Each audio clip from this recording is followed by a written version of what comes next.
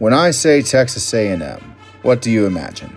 Kyle Field, passionate fan base, maybe even questionable coaching decisions. There's a lot that people can say about A&M, but the only word that comes to my mind is tradition!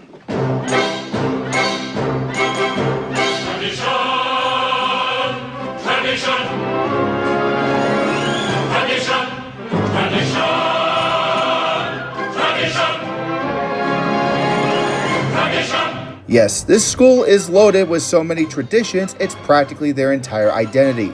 Some are well known, others are only known if you're a former student. From the well-known ones like the 12th man, where students will stand for the entire football game to symbolize that they're ready to take the field if needed, and midnight yell practice, where students flood Kyle Field in the middle of the night to practice organized yells before the game the following day.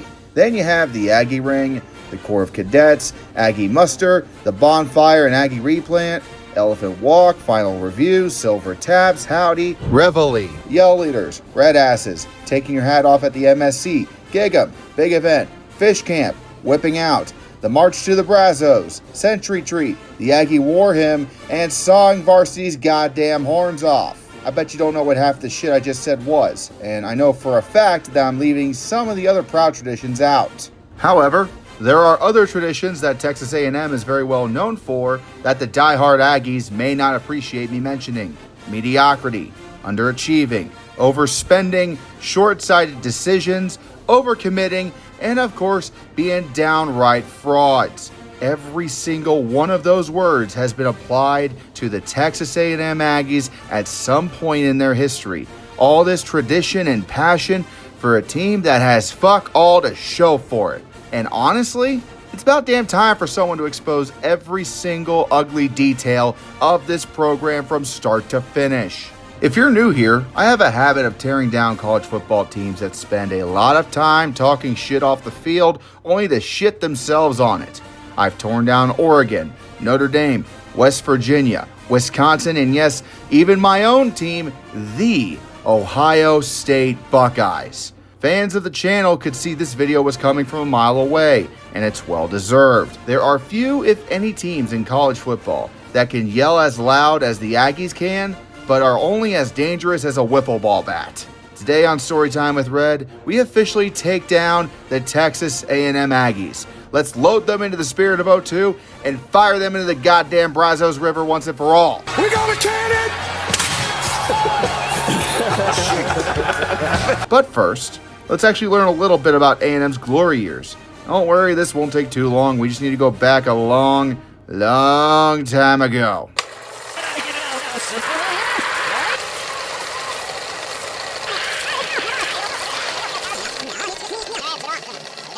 We start back in 1876. Texas A&M wasn't even called Texas A&M back then, but was officially called the Agricultural and Mechanical College of Texas.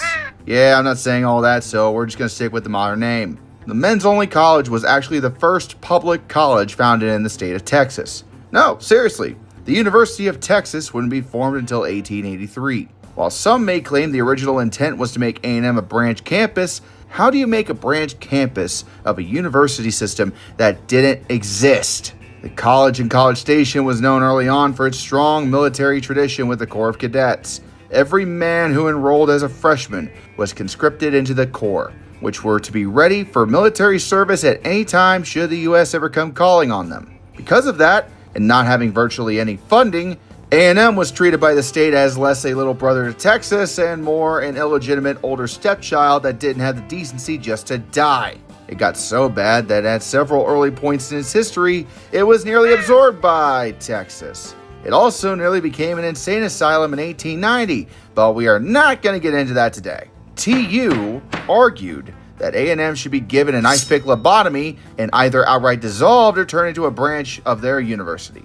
A&M would fiercely resist the incursion from Texas, and eventually, thanks to efforts from University President Saul Ross, student enrollment grew enough to save the school from an early death. This growth would lead them to, among other things, starting a football team in 1894.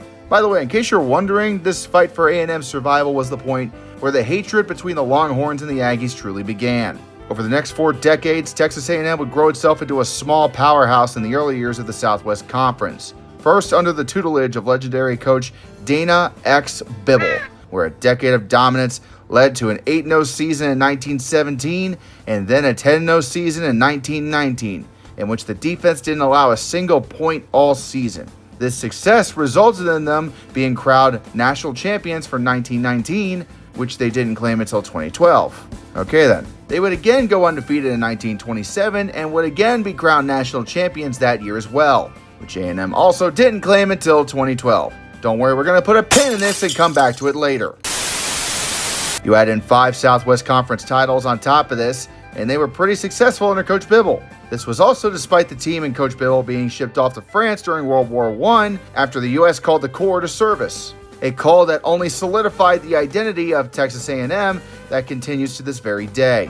By the 30s, however, Coach Bibble was long gone, having abandoned the Aggies for Nebraska, and then later became a goddamn Judas after he took the head coaching job at Texas. With the ongoing Great Depression, current head coach Homer Norton could only muster a single third-place finish in his first 5 seasons. Fun fact, Texas A&M didn't really give a shit about academics during this era.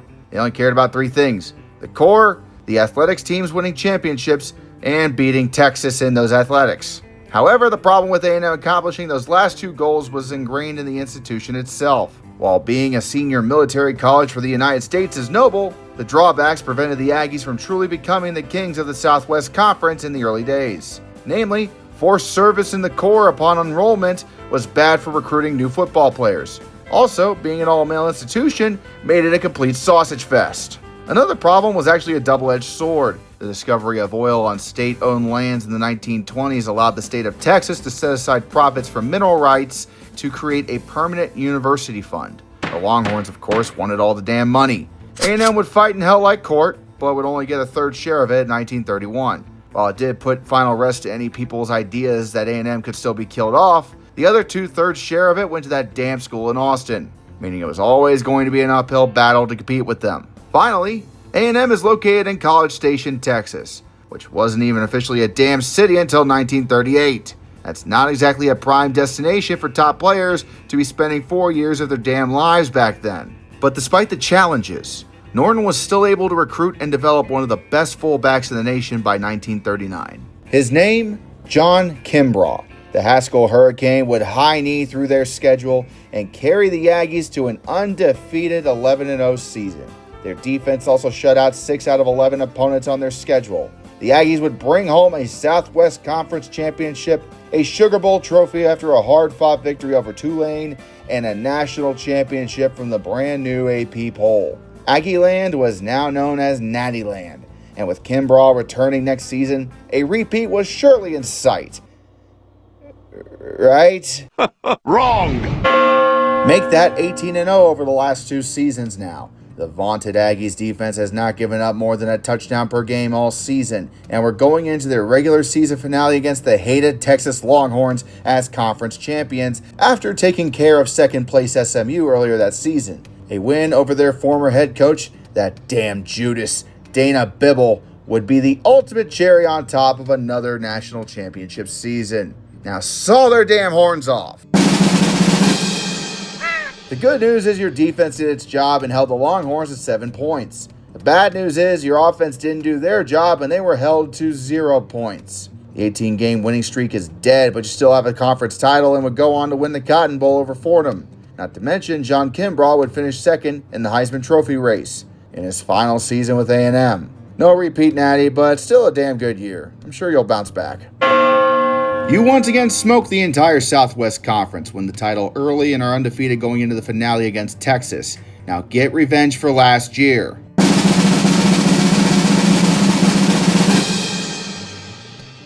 Or get a horn shoved up your ass. Winning the Evergreen Bowl against Washington State on December 6th should heal a few wounds before... Wait a minute. December 6th, 1941. Why does that sound so... infamous?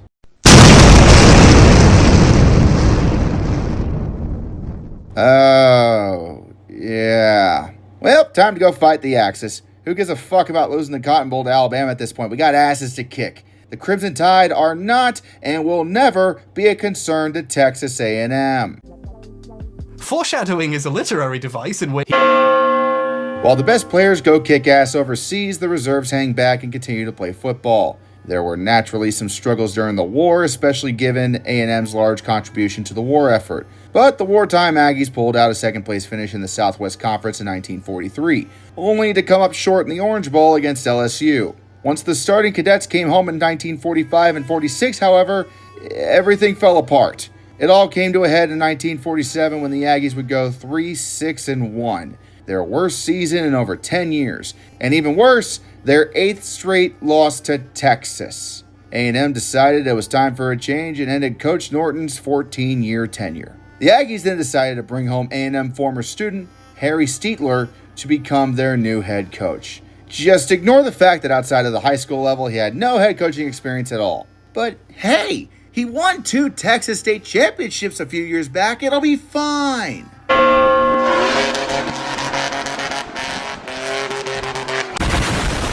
It in fact was not fucking fine. Going winless in the Southwest Conference for 2 seasons is bad enough, but at least you won your non-conference games, right? Holy, look at all this damage! Well, that does it then. Steitler, we know you graduated from here and you've wrangled some good recruits, but if you don't turn around next season, the cadets will fire you out of a cannon. Finally, some actual progress. A winning season for the first time since 1945. 6-4. It's not anything special and you still haven't beaten the Longhorns, but after winning the Peach Bowl over Georgia, next year should be a return to glory.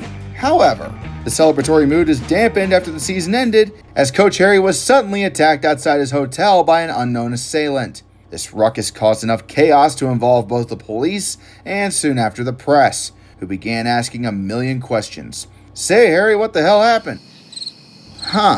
Okay, that's odd. Normally, when you get attacked by someone at random, you would give some details to the police or keep a story straight when talking to the press or try not to downplay it in any way. Hey, why do I smell bullshit? Turns out the assault wasn't random. He knew the guy. Beyond that detail, nothing that I'm about to say is 100% confirmed. However, it sure is fucking bizarre. The leading theories I could find in my research say that good old Harry got his ass beat by one of his own players. Now, you may wonder why a player on his own team would want to beat the shit out of him.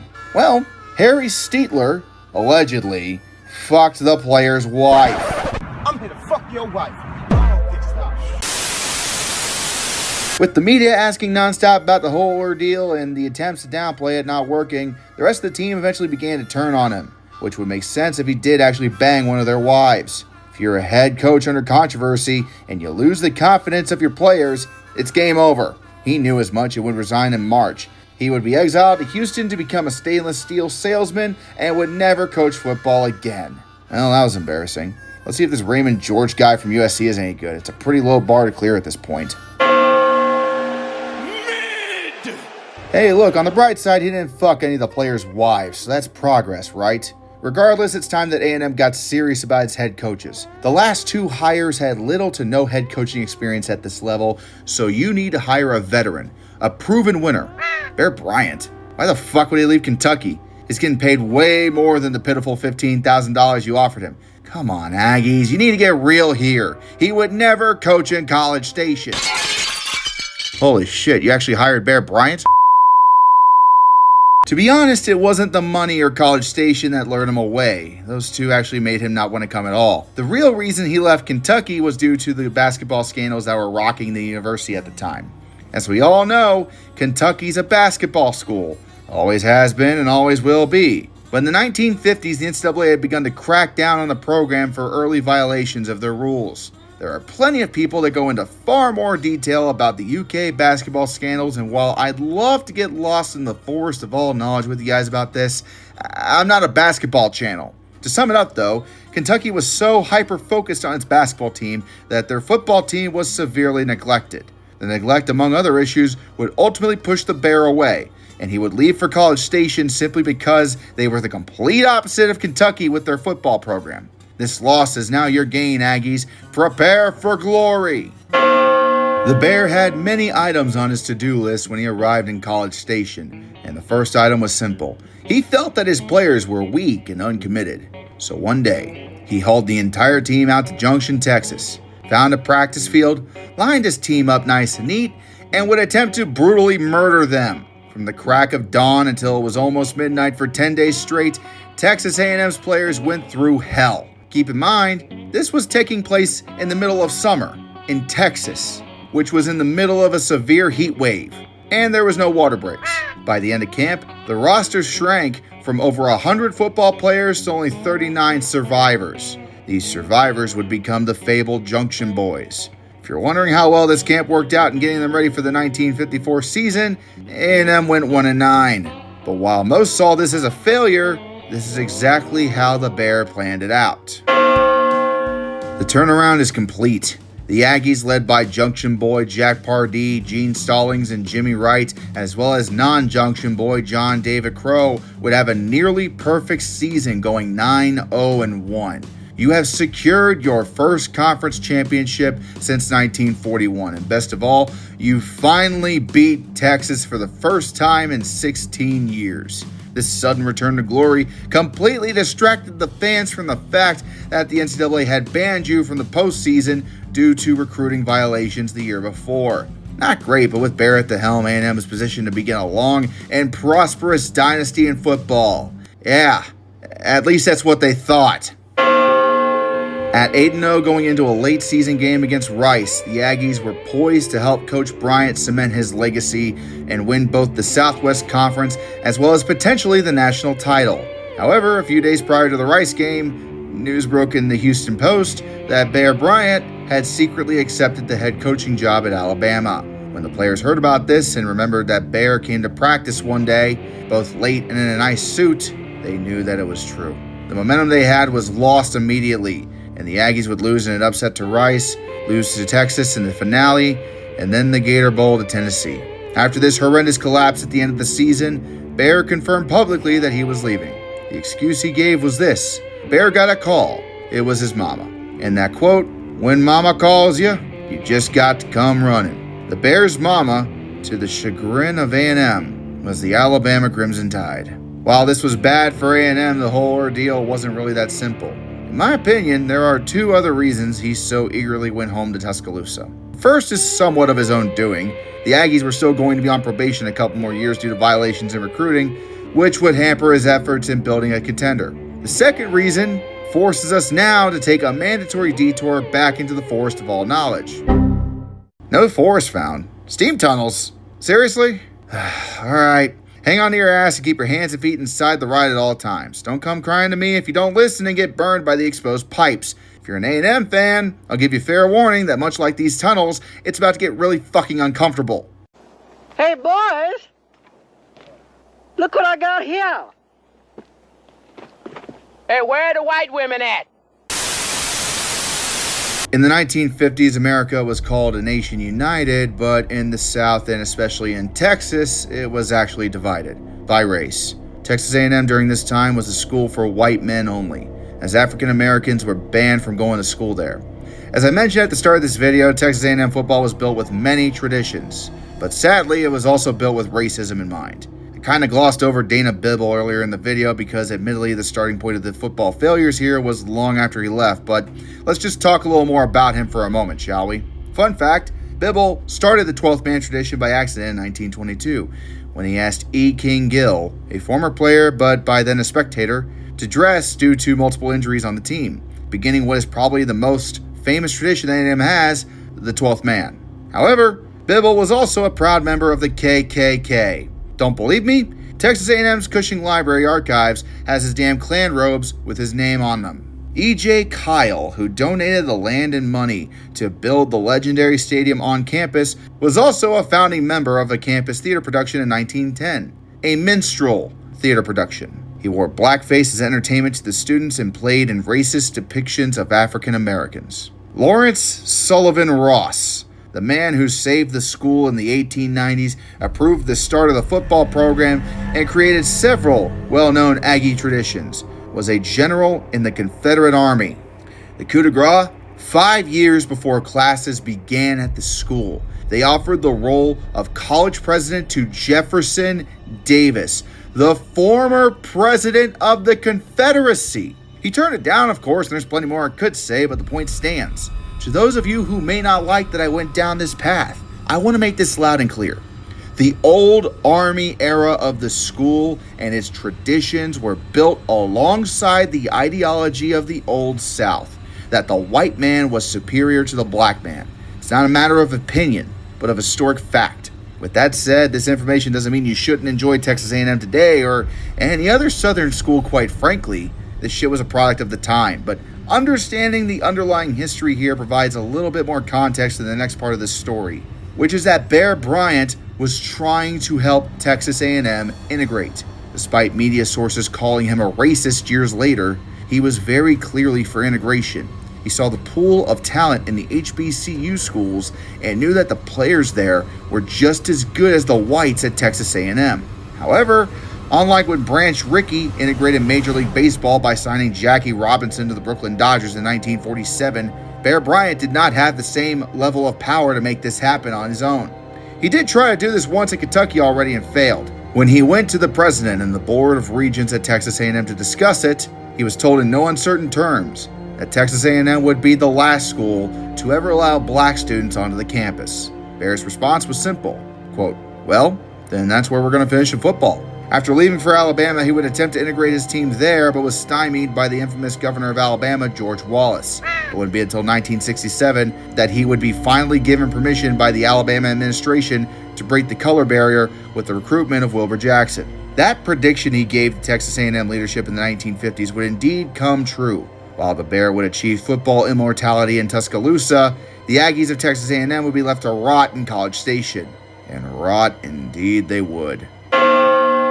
Okay, time to find someone to replace the Bear. How about Duffy Daugherty at Michigan State? He won a couple national titles with them after all.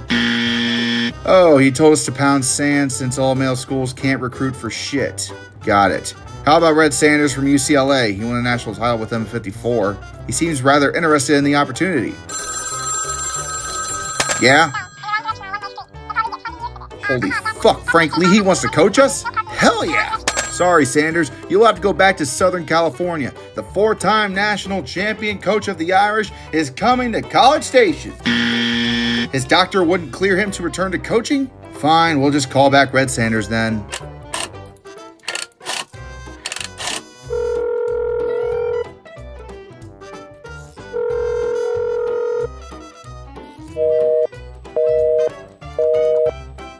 Fuck. Okay, I think Jim Myers at Iowa State is willing to do this job. He was a protege of Red Sanders and also learned from Coach Neyland at Tennessee. Yeah, we're grasping at straws here since he went 4-5-1 with Iowa State last season, but we're literally running out of options. Here's the sign-off from the athletic department and the president of the university, Jim. Welcome to Texas. Stupid. The alumni blocked his hiring in favor of hiring a bigger name? What bigger name is left? The Board of Regents wants to hire Eddie Erlass from the Naval Academy? Okay, then I guess. I mean, we already offered a job to Coach Myers at this point. What? Damn it! Coach Myers heard what the Board of Regents was doing and backed out.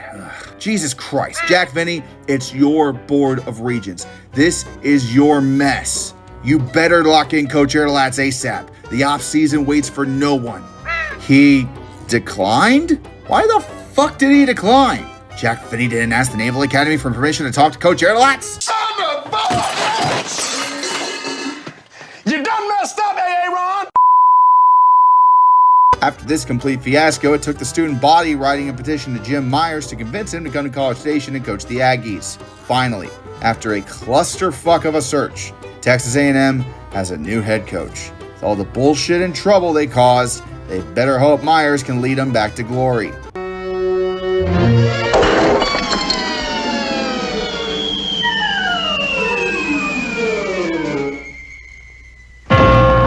He leads Texas A&M off the edge of a cliff. Turns out having someone with little coaching experience lead a major college football team is as bad of an idea as it sounds. If only they remembered they did the exact same shit and failed before Bear Bryant.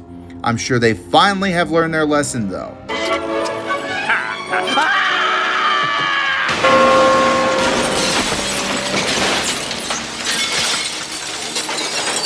The Aggies found out rock bottom had a basement thanks to new head coach Hank Foldberg. 6 wins in 3 years. His only head coaching experience prior to Texas A&M, 2 years coaching at Wichita State. However, to be fair, it wasn't all Hank's fault. Enrollment at the university had collapsed over the last few years, likely due to being a military service institution, being all male only, and the U.S. starting the war in Vietnam, which was, shall we say, not popular.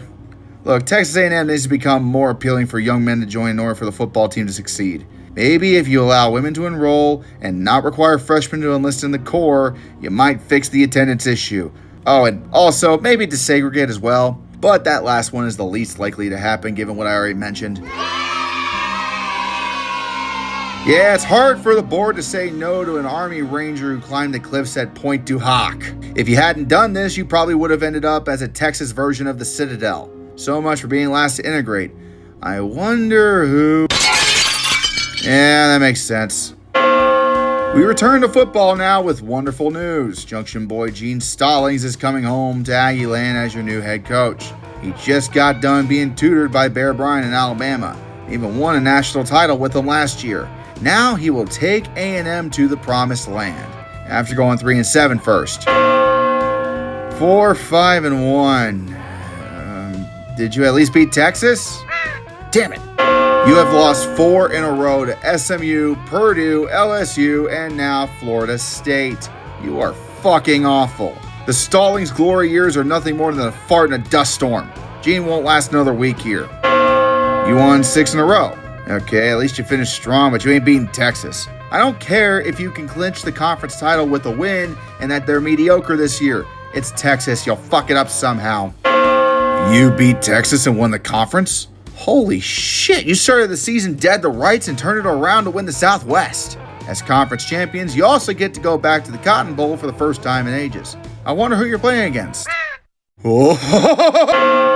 Alabama naturally did not expect to be here after being ranked number 2 in the preseason polls. They were thinking they would be winning the Sugar Bowl, being SEC champions again, and getting another national title in hand for Coach Bear Bryant. However, when you tie Florida State and lose the damn conference title to Tennessee at home, a natty is no longer in the cards. Still, Alabama was damn good as always. After losing to the Volunteers in late October, they would demolish everyone else the rest of the way. The start of the Cotton Bowl was Alabama just flexing their muscles with an 80-yard, 10-play drive by future Hall of Famer and Super Bowl champion quarterback Ken Stabler. The Snake would score the first touchdown of the game on a 3-yard run. The Aggies didn't even blink and responded immediately with a touchdown pass thrown by quarterback Ed Hargett to tailback Larry Stengent and tied it up at 7-all. After an Alabama field goal to begin the second quarter, A&M would score another touchdown, this time with a pass from Hargett to Ironman Tommy fucking Maxwell to take the lead 13-10. In the third quarter, Wendell Housley would gallop his ass 20 yards to the end zone to further extend the lead for the Aggies 20-10. Ken Stabler would try to stop the bleeding by scoring another touchdown in the fourth quarter, but after throwing 3 interceptions that afternoon, 1 to Tommy Maxwell and 2 more to defensive back Curly Hallman, it was too little too late. Texas A&M, in a shocking upset, knocked off Bear Bryant's Alabama.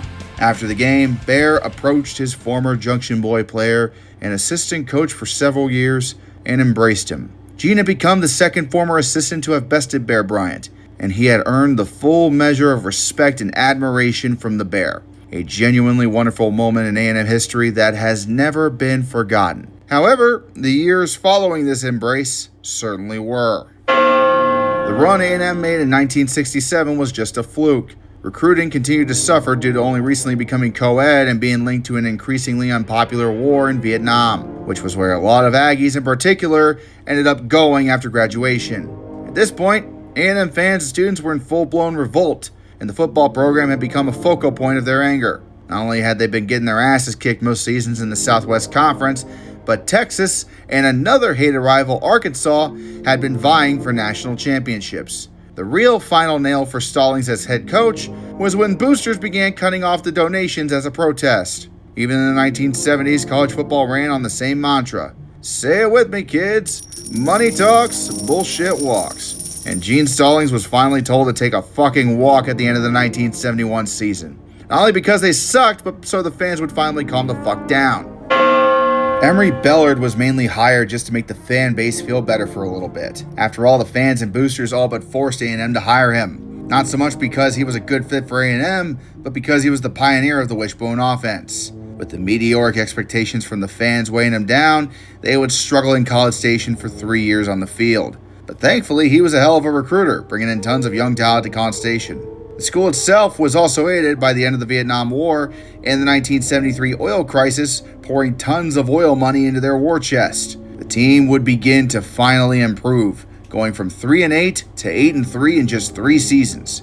It soon became apparent that 1975 was potentially going to be the breakout year for A&M. Holy Jesus, 9-0 and number 2 in the nation. God damn, you guys are great. The strong power rushing attack behind running back Bubba Bean being balanced out by the stellar work of quarterback Mike J was a lethal 1-2 attack on opposing defenses. The home finale against the Longhorns was shaping up to be the Aggies' coronation and potentially set them up for a national title. Even better for A&M, Texas had lost its starting quarterback to injury a few weeks prior against TCU. Granted, they had a legendary running back in Earl Campbell, but still, with no quarterback depth, the Texas offense was limited. This is your time, A&M. Go saw their fucking horns off. Oh no, there's a man down. Ah, shit. How the fuck does a quarterback get a back injury on a goddamn handoff?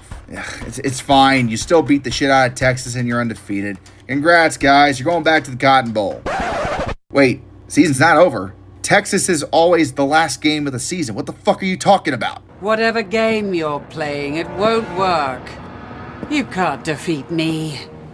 No, I know. But he can.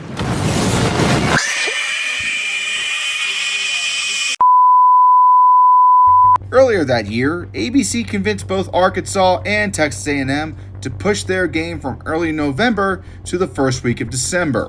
Why? Money talks, bullshit walks, of course. The TV contract the Southwest Conference had with ABC at the time guaranteed that ABC was to air one nationally televised game per year for the Southwest Conference. With Arkansas and Texas A&M running wild on conference opponents early in the season, the network offered both schools a reported payout of $200,000 each to move their game so ABC could air it on national television. Of course they took the damn money. The short-term financial gain would end up costing the Aggies the national title. A week after a highly charged emotional win over the Longhorns and losing their starting quarterback, they got smoked on national television 31-6 in War Memorial Stadium. The national championship? Gone. Sure, you're still conference champions, but thanks to this loss, it's now a 3-way tie. What a fucking mess you guys have caused. Now who the hell's going to the Cotton Bowl?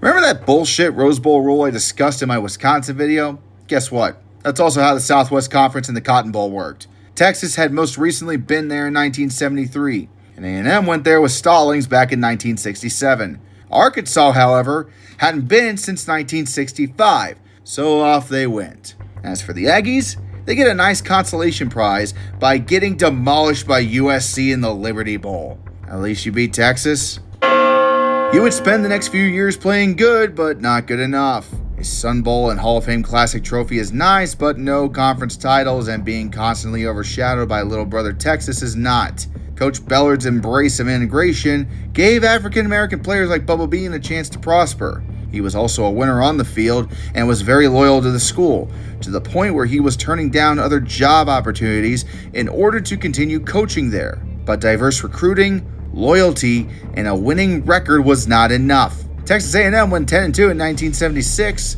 but regressed to 8-4 in 1977, with multiple instances of ill-timed losses against Texas Tech, Arkansas, and of course, Texas. Bellard's wishbone had begun to look outdated. The game was changing and the old 4 yards in a cloud of dust was being replaced with "fuck it, there's a guy open down there somewhere." Bellard could feel the pressure squeezing him on all sides, and it all came to a boiling point in October of 1978. After getting shut out by Houston, they lost at home 24-6 the following week to a then 0-5 Baylor team. Bellard saw the writing on the wall and resigned just days later. What were his words on the matter? Quote, "I just felt like the program needed to change, and I was tired of all the outside pressures. I'm not going to stand in the way of Texas A&M winning." The good news for Bellard is he actually never stood in the way of the Aggies winning. Because the bad news for A&M is he actually stood in the way of the Aggies losing. The fans and boosters once again got their wish as Bellard's former assistant coach Tom Wilson took over as coach mid-season in 1978. He did well enough to earn the permanent role. Too bad he was a downgrade. How does a 21-19 overall record sound? This is why you don't let a vocal fan base run your coaching decisions, you dipshits. Only Texas A&M could run off the head coach who gave them consistent winning seasons for the first time since Bear Bryant went home to mama. At this point, taking a massive step back after taking 2 steps forward might as well be an Aggie tradition. The oil shocks of the 1970s, however, introduced something new to A&M: money, and a lot of it. Texas A&M wasn't some rinky-dink military college in the middle of nowhere anymore. The student body had more than doubled throughout the decade, and the alumni were fucking loaded, all too eager to help purchase the best A&M team money could buy. You want a prime example of A&M burning money like it was logs in a bonfire? Let me tell you about a young phenom from Sealy, Texas, Eric Dickerson, the best running back seen in the state in years, and right in A&M's backyard. Time to put the new money to good use. It's the Southwest Conference, money talks and bullshit walks. He said he really likes this golden Pontiac Trans Am. Let's make it a gold Trans A&M. Just have his grandmother buy it and we'll reimburse her. Now Eric, come on and be our maroon and white. What? He flipped to SMU after taking the damn car? So much for money talking. Yeah, the Aggies were breaking NCAA rules by doing shit like this, but so was most of the Southwest Conference during this time. Who do you think paid for the car when Dickerson went to SMU? Texas A&M was growing fast, and Tom Wilson's mediocrity was not the big splash the boosters demanded for this newfound size and power. After an underwhelming 7-5 finish in 1981, the school told Wilson to hit the bricks. If A&M was going to become a successful program, if they were going to win a conference title and compete on the national stage, it was time to truly get serious. No more settling for average. It's time to get the best coach money could buy. Let's poach some blue bloods. Bo Schembechler. You think Michigan's paying you well? We got $3 million for 10 years sitting right there for you to put A&M on the map. After all, money talks and bullshit. Apparently in Aggieland, money can also walk. Who else can we get then? How about this motherfucker? Jackie goddamn Sherrill. He was the captain of Pittsburgh's last golden age of football, leading the Panthers to a 59-1 record over 5 years, including 3 straight 11-1 seasons. He rode this recent success on the back of some Dan Marino fella. He was also a prolific staffer, with his coaching tree including the names of Dave Wanstead and Jimmy Johnson. He was an aggressive recruiter, but also a leather-skinned son of a bitch that took no prisoners. Just the attitude that the new Army Texas A&M wanted, and the wildest years of the Southwest Conference demanded. What made this better for A&M was that Pitt's athletic department would often clash with Sherrill when he would ask for facility upgrades, more staff, and resources to improve his recruiting. He was trying to be number one, but Pitt was not willing to spend the money needed to become champion. His predecessor, Johnny Majors, got fed up with Pitt's stinginess and left in 1977. The school told Sherrill, quote, "You have the same resources Johnny had, and he won the national championship in 1976. Therefore, you shouldn't have a problem doing so now." Despite the issues, he was still perfectly content staying in Pittsburgh and building a dynasty there. Until A&M came calling.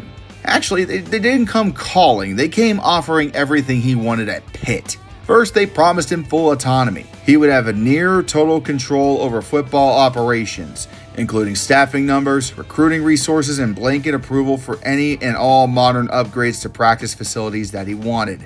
This was the equivalent of making him athletic director, but for football only. Jackie was very interested after hearing this, of course, but he needed to know the money. At the time, he was making $100,000 a year at Pitt, which was considered top dollar.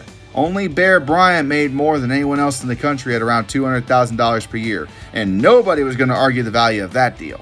Jackie would need an offer that would be considered absolutely ridiculous in order to leave. And that's what he got. Their offer? $280,000 per year for 6 years. Fully guaranteed, along with win bonuses and incentives that would take it up to $300,000. Well, gentlemen, you have my curiosity. But now you have my attention. It was an insane contract that completely destroyed the market. Even Bear Bryant got blown out of the damn water. The rest of the NCAA was furious with A&M dropping so much cash on him, but the Aggies didn't care. They wanted to play like the pros, so they were going to pay like them. Jackie would have been a damn fool to say no, and he came to College Station in January of 1982. To say expectations were high is an understatement. And why wouldn't they be? An excellent coach is getting everything he says he needs to win it all. The rocket has been strapped to the back of Jackie Sherrill, and now the Aggies are ready to launch. It's national title or bust. Just not this season, as it was obvious year one was going to be a rebuild. Relax though, it's all coming together. Good call bringing R.C. Slocum back as defensive coordinator at least. Southwest Conference ball tougher than you thought, eh, Jackie? Fine, just get it together next year. You want the whole kickoff team to be walk-ons? 12th man kickoff team. Huh. Well, the fans are going to love it at least. Jackie, the recruiting classes may look good, but at this point you're actually doing worse than Tom Wilson. Give me a sign that things are on track and we are going to start winning. One fucking sign, Jackie. Okay, that's a nice win, but now you're 5-5. We have TU on ESPN. Prove that you're more than your record says you are. Tony, touchdown. Anthony Tony scores his 5th touchdown of the year. Dump throws, and there's a diving catch in the end zone by Nelson. Touchdown. Beating Tony Tillman. Distance, he is perfect, 2 for 2. And this will be 47 yards. Directly in front of the goal. Blocked, and there it goes. No, that's Pope. Being chased down, Polk inside the 20, running out of steam, and down he goes at the 6. First and goal to go. The Longhorns had a first down at the... Give it to the fullback, and that's a touchdown. Tony's got his 2nd.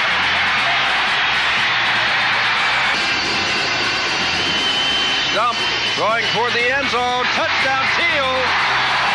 And that's the most points that an Aggie team has ever scored in the 60-year history at Memorial Stadium. Jackie, you didn't just win. Did you see how we just blasted Texas? We sawed their horns off, buried them in the earth, lit them on fire, and roasted marshmallows over the coals to make s'mores. Inject my veins with all of the maroon Kool-Aid in the world because it's time for A&M to rise again. Determining the outcome of the game. Whitehurst, we've not seen Greg Richardson for some time on punt returns or in there trying to catch the ball. Here's Turner carrying the ball again. He was busted loose, and there he goes. Touchdown, Turner! Tough loss to start, but getting 4 straight wins afterwards is more like it. Now we have the Battle of the Brazos. Baylor, go stuff those Bears. What? You lost to fucking Baylor? This is year 4. You cannot keep underachieving, Jackie. I swear on Sol Ross's statue, if you lose to those ponies, we will run your ass out of town. 3rd down play, you must know that your receiver's up. He didn't take time. 47 yards away, Eric Franklin will try to put the Aggies in front. 47 yards, the ball is up and is good! Just didn't get over. About damn time we put a stop to those frauds, SMU. That Pony Express of theirs was nothing more than a brony convention. Yeah, you beat them, but what about Arkansas? 10-6 slugfest. That defense was a goddamn wrecking crew. We can't win a national title after losing to Bama and Baylor, but finally some actual progress and an identity. Kyle Field is roaring. Now prove that identity against the Sips. Well, that is Johnson, the freshman in motion. That is Vic. Oh, look at this hole. Look at this hole. Touchdown. I'm not sure what to do with my hands. Be good just to hold him down by your side. Yeah. A&M has won their first conference title since 1975. Now go and prove the Southwest can hang with the big boys. You got Bo Jackson and Auburn coming up. It's Cotton Bowl game. It's 21-16. Auburn with a 1st and goal. Here's the pitch to Bo Jackson. He scored twice, and this time he's just inside the 2-yard line. Just a little longer than 2 yards for the touchdown. Jackson is stuffed that time. Todd Howard, number 73, led the Aggie defenders into that hole. The fullback, Ware, I believe, going over the middle. Let's see what happens here. Jackson is tripped up. He was going to go airborne. And nose guard Sammy O'Brien. At this point, that's Aggie 30, Jackson 34, won't get it. Larry Kelm, 65, led the defenders in, and they stopped the Heisman Trophy winner. Wide receivers spread to the right, Berger back to throw. Intercepted! Domingo Bryant down at the 10-yard line. The big play man has intercepted his second pass of the game. 36-16 against the most dominant rusher of the 1980s? Hell yes! Long live the Wrecking Crew! With the Cotton Bowl secured, the Aggies finished the season number 6 in the nation. But that's not where this team is stopping. They didn't pay Jackie Sherrill a titanic amount of cash just for conference glory. They paid him to win the national title. Your time is now, Aggies. Get it done. How in the fuck did you shit the bed in the opener against LSU? Jackie, you gotta stop doing this crap, man. Revenge against Baylor is only sweet for a week before this season gets shot down in Vietnam. Look, we could still win the Southwest if we beat Texas. Murray can't find anybody, now throws, and Harris, touchdown! They didn't even get a touchdown? How about that, Wrecking Crew? Thank you for the back-to-back conference titles. Now let's go win that Cotton Bowl. Who do we got from the SEC this time? Auburn? Alabama? Tennessee? Wait, you play Ohio State? here it's 3rd and 14, and Kevin Murray back to throw. Intercepted for the 5th time. That's a new Cotton Bowl record. It's Michael Key, and he's got one man to beat. Touchdown, Ohio State University Buckeyes.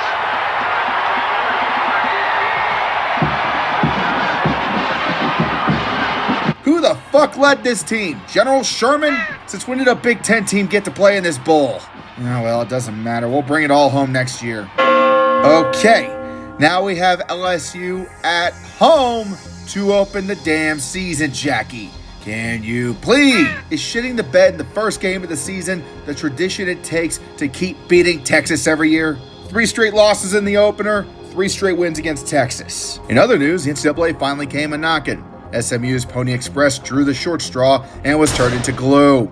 You're damn right the rest of the conference scapegoated them to keep the NCAA off their asses. That means you can easily run the table and claim the national title. How the fuck did you lose to those tortilla-throwing numbskulls from Lubbock? They're not even good this year. At least you can still win the Southwest. Wrecking Crew shot at the Hogs? Good. Revenge tastes like bacon, but a proper Texan demands brisket, and no substitute will do.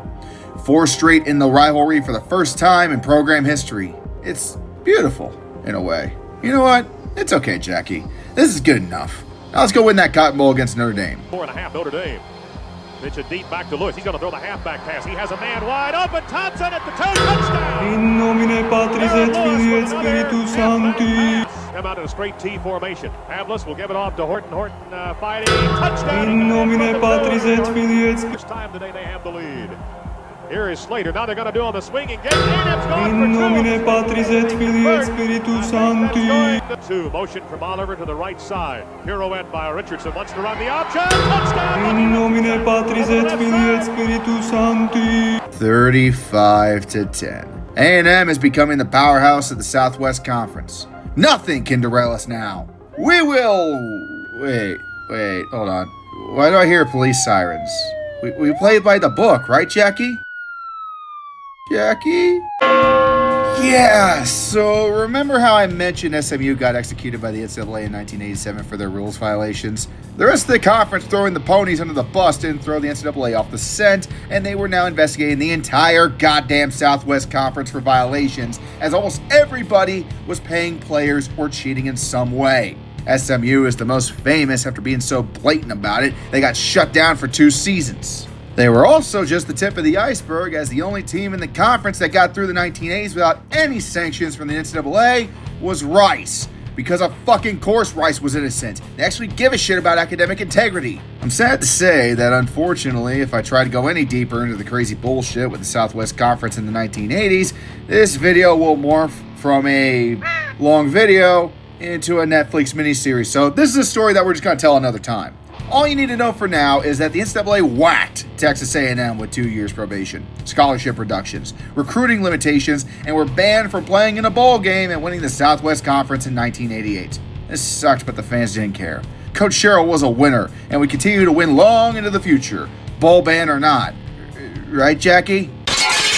Oh, boy. The boosters ain't gonna like this. 7-5 is full-blown regression. Sure, the fans may be on his side when they're winning, but losing 5 games, including 3 straight to start the season, is just not going to work for them. The boosters have begun to turn on Coach due to the fact that he had full control over the program and did whatever he wanted, which is partially how they got into this shitstorm with the NCAA to begin with. The university used to rubber stamp everything Jackie did, but now they're leaving him out in the cold. Jackie would see the writing on the wall and resigned in December, claiming he would not coach in handcuffs. The feeling was mutual as blood was in the water, and SMU proved the NCAA was feeding like a shark. Rather than go on a nationwide manhunt like they did for Jackie, the school would instead promote an assistant who was known as a true disciplinarian, an excellent defensive coordinator, the architect of the wrecking crew, and above all, a loyal Aggie.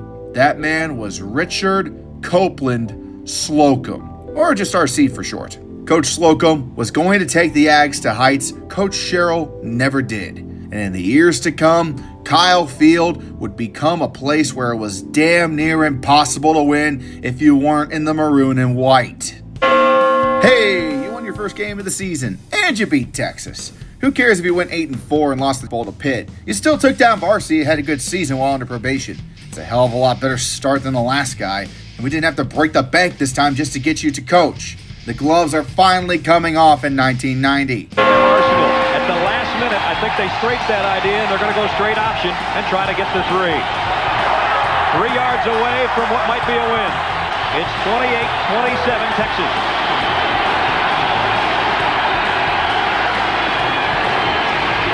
No.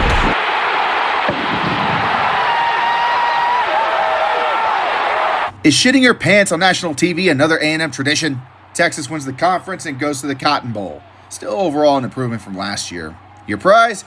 You end up jacking it in San Diego with the fucking Mormons and Heisman quarterback Ty Detmer. Holy Joseph Smith, why? Where the fuck was this against Texas? Jagged, jagged, jagged, jack. Spanking it, smacking it, smack. Jagged it, jagged it, jagged it, jack. Jagged it, spanking it, spanking it. Alright, sanctions are now in the rearview mirror, and you just whipped LSU's ass 42-7. Congrats on actually coming through with a quality win for once. It's the first step on the long road to a national... How in the flying fuck did you lose to Tulsa? Dear God, you're going to have another mediocre season, aren't you? You got a perfect conference record and whipped Texas at home? The wrecking crew led all of college football in total defense? Finally, you have it all together now. Next year truly will be national title or bust. Just ignore that god-awful 10-2 Cotton Bowl game. At least the wrecking crew prevented the shutout. 12-0. Undefeated. Back-to-back conference champions. You made it, boys. You fucking made it. Not to mention you belted Texas again along the way. You are going to play for the national championship by playing number 5 Notre Dame in the Cotton Bowl. Oh, and you're ranked number 4 in the nation, so really you have no shot. Don't ask why, it's not that important. No, I said it's not important. Fine. Okay, so in my video on the Bowl Coalition over a year ago now, I talked about how in the first season of the whole damn mess, number 1 Miami would play number 2 Alabama, who is now led by former Junction Boy and A&M head coach Gene Stallings. What I didn't mention was that the number 3 team this season was Florida State, who was 11-1. Why was a one-loss Seminoles team seen as superior to the unbeaten Aggies? Frankly, it's not even A&M's fault. While the Aggies were stomping mud holes in the candy asses of every Southwest Conference team in sight, the conference as a whole was on its deathbed. The conference had not been competitive nationally since the mid-'80s when the NCAA took a minigun to some of the teams, including A&M, who were fucking around and breaking the rules. The conference hadn't won its Cotton Bowl since 1987 when the Aggies beat Notre Dame. Then Arkansas fucked off to the SEC in 1991 to play in a more competitive conference, and of course, TV money. Money talks and bullshit walks, and the rest of the conference was struggling just to walk to 500 each season. National media took this as a sign that A&M were not really a national power, but more like the Lord of the Flies over a pile of shit, and kept them out of the national title hunt. Now, not all hope was lost here. Number 4 could still become number 1, they just needed a shit ton to go their way. First, they got to beat number 5, Notre Dame, convincingly. That strong of a win could be enough to propel them above Florida State, who at best could only beat number 11, Nebraska, in the Orange Bowl. From there, they just need a close game in the Sugar Bowl with Miami losing, and then you got to pray to God the polls give them enough votes to split the title. It's a long shot, but we've seen crazier shit happen in college football. It just might work. You invoke another one of your great traditions by stumbling out of the gate before you even had a chance. You got smoked by the Irish 28-3. For once, the media was right. You really are Lord of the damn Flies. Better than everyone in the Southwest Conference, but not good enough to avoid falling victim to the Holy Crusade known as the fucking Irish. The good news is that you have 2 tests at the beginning of the season to prove not only to yourselves, but to everyone else that the Southwest Conference as a whole is still a powerhouse. The Wrecking Crew demolished LSU in a 24-0 shutout to start the season. Excellent. You passed the first test. Now, you got a tough one against Oklahoma on the road.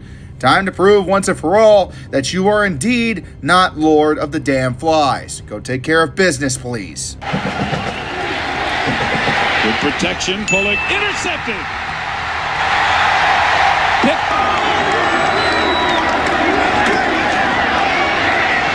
Complete touchdown. Gundy under pressure, throws it back over the middle. What a catch by Allen! Touchdown. Play by Mills. Oklahoma would not be down here threatening again. Gundy scores. And he's going to throw on first down. With protection. Intercepted. Darius Johnson inside the 10.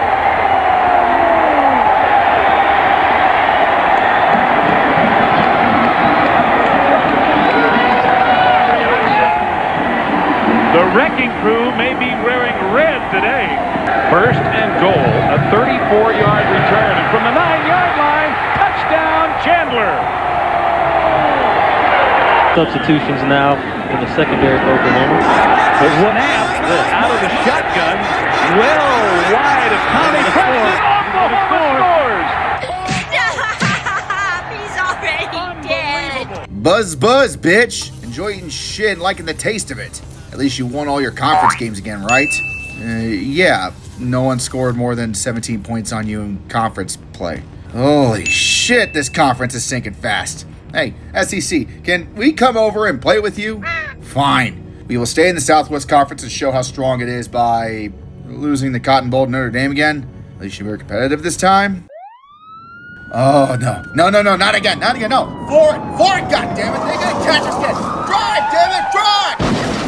The NCAA indeed caught you again. 9 players were given summer jobs at apartment complexes they clocked out early from at the encouragement of other workers because they were also clocking out early. Wait a minute. Wait a minute. Is this really a violation if workers not aligned with the school are really doing it? Apparently, yes. Okay, then. The reason the NCAA gave a fuck was because those players clocking out early still got paid as if they were working. The unearned wages would total about $18,000 and would be considered impermissible benefits. Slocum handled this by talking to all the players involved and ended up dismissing one for lying to him, but the NCAA didn't care. Since this was the second time A&M had been in trouble in the last decade, the NCAA came down on them hard. 5 years probation, scholarship reductions, a ban from being broadcast on TV, and a bowl ban from 1994. A&M fans and coaches reacted saying they got screwed. Slocum, if you ask him to this day, says A&M got a, quote, royal screwing by the NCAA. However, plenty of other people and fan bases, including State Senator David Boren, the man on the infractions committee, who just so happened to announce the investigations on A&M right before the 1993 A&M Oklahoma game, and became Oklahoma president in 1994, were all too happy to take advantage to remove A&M as a potential perennial contender.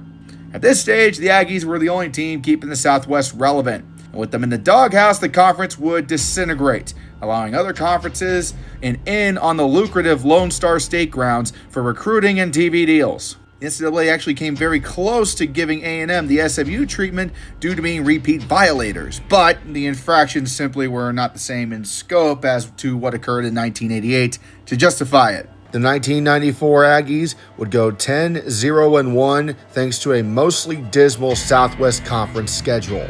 At least they belted the Longhorns again, even though the game got moved to early November because of the TV ban. What should have been a conference title and a Cotton Bowl berth with a chance to play for the national championship turned into sitting at home watching 6-5 Texas Tech get smoked by USC in one of the biggest mismatches in Cotton Bowl history. They were the unfortunate bastards that got picked after the conference saw a 5-way tie.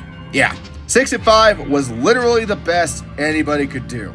It was a sign of the state that the Southwest Conference was in, with top team A&M getting eaten alive by the NCAA, along with the reputation the conference has at this point as a cheaters conference. The Southwest was fully getting buried at this point. All the other conferences were all too happy to play along as TV networks were not interested in the product anymore. TV contracts being given to the Southwest Conference were now being dwarfed by the SEC. Even individual schools and other conferences drew more TV money than everyone in the Southwest Conference combined. Texas A&M and Texas had been contacting the SEC and Pac-10 over the years looking for an exit path, while Baylor and Texas Tech didn't have the pull that the Blue Blood Longhorns or the recently successful Aggies did. It did have something stronger than money: well-timed political power. The current governor of Texas, Ann Richards, was a Baylor Bear, and Lieutenant Governor Bob Bullock was a Red Raider, who all but forced Texas and Texas A&M to bring Baylor and Texas Tech wherever they went if they left the Southwest Conference. There was interest from other conferences to get the Longhorns or the Aggies, but having to take on 4 new teams, including a relatively small private school in Baylor, turned off the SEC, which only a few years prior added South Carolina and Arkansas, as well as the Big Ten, which recently added Penn State. The next option was the Pac-10, and while Texas was in talks to jump ship and go west after Arkansas left, and briefly tried to drag A&M with them as a travel buddy, the conservative addition of A&M, Tech, and especially Baylor created a cultural clash with the Pac-10 and resulted in them backing out. This left the Big 8, which luckily for these 4 teams was looking to expand at the time and would agree to take them in starting in 1996. With that, the Southwest Conference is now officially dead. Remaining members, SMU, TCU, and Rice, would go on to the WAC, while Houston, the unfortunate bastards who were left locked out due to Baylor's political bullshit, would help form Conference USA.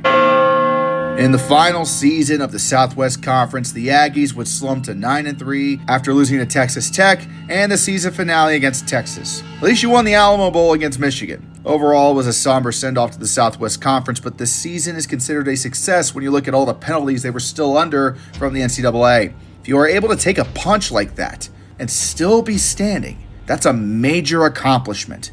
1996 begins a new era for A&M. I'm sure we will see some improvement. Turns out the Aggies were actually knocked out by that shot from the NCAA. It just took a season for them to fall down to the mat out cold. Welcome to the Big 12, boys. Colorado and Nebraska shall now make you their bitch. For now. A 5-0 start with a win against Colorado gets derailed by stumbling against Kansas State and Texas Tech. But you managed to win out and win the division. You're going to the Big 12 championship game. You are about to be crushed by a giant corn.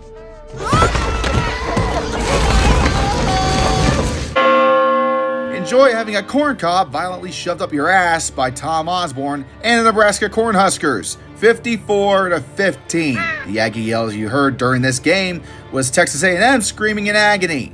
Oh, and you also lost to UCLA in the Cotton Bowl. Slocum, all these Cotton Bowl losses are starting to add up. Next year's going to be better, right? Got scalped by the Seminoles in the kickoff game, eh? No matter, this was clearly a fluke. You won out and clinched a spot in the Big 12 title game again before playing Texas. And even better news, the Longhorns are having yet another down season, so time to go saw off varsity's horns once more. Who the fuck is Ricky Williams? Offsets it a little bit to the left. 11 yards shy of the record. Williams breaks a hole. Williams, hello record book. Ricky Williams runs to the Hall of Fame, cuts back. Ricky Williams, touchdown! 60 yards and the record is his. He does it in dramatic fashion.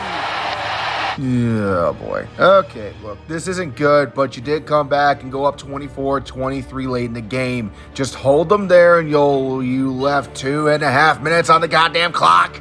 Season of bragging one way or the other.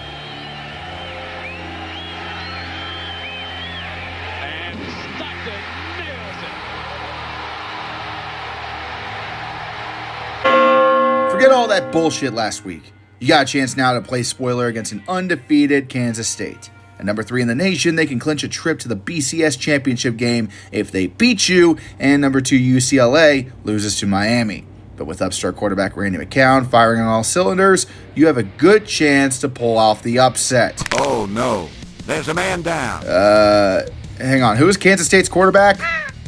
Ah, hell. The game started with a bang as A&M forced a fumble on the Wildcats' opening drive. The optimism died quickly, however, as Kansas State immediately picked it off on a busted flea flicker. From there, the Wildcats would accumulate a 10-0 lead on the Aggies by the end of the first quarter.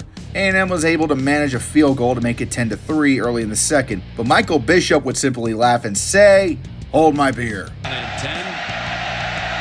Here's the Bishop on the drop. Everybody covered, so he just pulls it back and waits, and now goes long and got his big play receiver. Touchdown, McDonald. 66 yards. Kansas State was on cruise control at this point and firing on all cylinders. Even better for the Wildcats. Back in New York, UCLA, 4 seconds left against Miami. Cade McNown, does he have a miracle? Tosses this one to the end zone. It's tipped a couple of times, but it's out of bounds. 20-game streak comes to an end. UCLA's dreams of playing in the Tostitos Fiesta Bowl also come to an end. 49-45. Brent.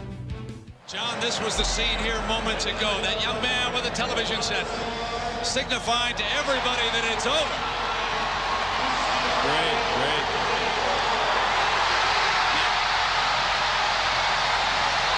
And now those that don't have a television set just heard from the PA announcer. Dramatica wants one returned by Parker from the 5-yard line. The Wildcats heading to Arizona if they can hold up against the Aggies. Jerry Cooper, unplug the computers, ladies and gentlemen. It's now in the hands of the men and the boys. Kansas State can now clinch a BCS National Championship berth with a win. But first, they need to take care of A&M, who managed to squeeze out another field goal before the half to make it 17-6. In the third, Bishop would fuck up and throw an interception. This would result in A&M finally finding the end zone with a 2-yard run by Jamar Toombs. But the ensuing 2-point try would fail, leaving the score 17-12. Kansas State would manage a field goal to extend the lead 20-12 midway through the third. Wildcats would force another A&M fumble and score a touchdown with Bishop taking a 5-yard run in himself. At 27-12 and 15 minutes to go, it looked like it was all over for A&M, with Kansas State heading to Arizona to play for the national title. However, a funny thing happened while they were loading the confetti. A&M came back. Quarterback Brandon Stewart got hot and threw a 13-yard pass to Leroy Hodge to bring the game to within 8. Late in the fourth, A&M would drive the ball downfield to the 25-yard line in K-State territory. But on 4th and long, they had to go for it to keep their conference title hopes alive. And Stewart. Short drop deflected, K-State ball. They're 3:26 away from playing for the championship as Damian McIntosh, number 77, deflects the forward pass. Kansas State gets the deflection and can now run the clock out. 3rd and 6. They've got a timeout left. They want the ball back. Want to force the punt. Bishop will try to run for it. Bishop, fumble! It is a first down. Aggies have got it. Bishop fumbles. Wildcats, what the fuck are you doing? Short drop. Got Parker. Slant. Got it. Touchdown. 2 points away from a tie at the 105 mark of regulation. It's the tie at the 105 mark. Parker stays in the game. Toombs is offset to the right, and Stewart's the quarterback. Hodge is in the slot, and now Parker will join him in motion. Stewart's got him in. He's got him. It's tied with 1:05 to go. A&M would get the ball first to start overtime, but could only manage a field goal. Kansas State would give it their best effort, but would also be forced to settle for a field goal. In double overtime, the Wildcats would be stonewalled yet again by the Wrecking Crew, led by All-American linebacker Dat Wynn, and settle for another field goal to take a 3-point lead, 33-30. Texas A&M needs a touchdown to win. 3rd down and 17.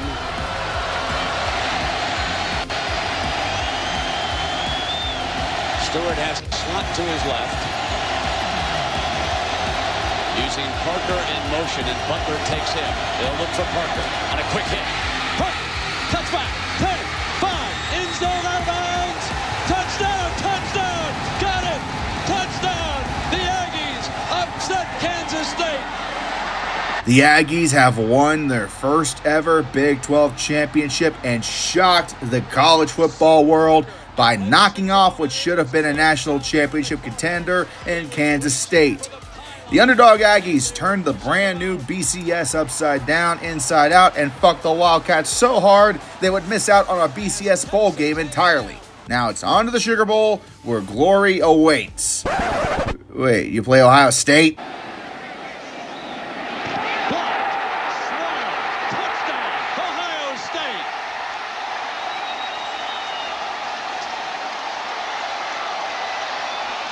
How in the hell do you blow it to John Cooper's Buckeyes? Good fucking God. This game could be a metaphor for the entire 1990s for A&M. You're having consistent success now more than you ever had in your entire program's history. You've won conference titles like they're going out of style. You're consistently beating your rivals.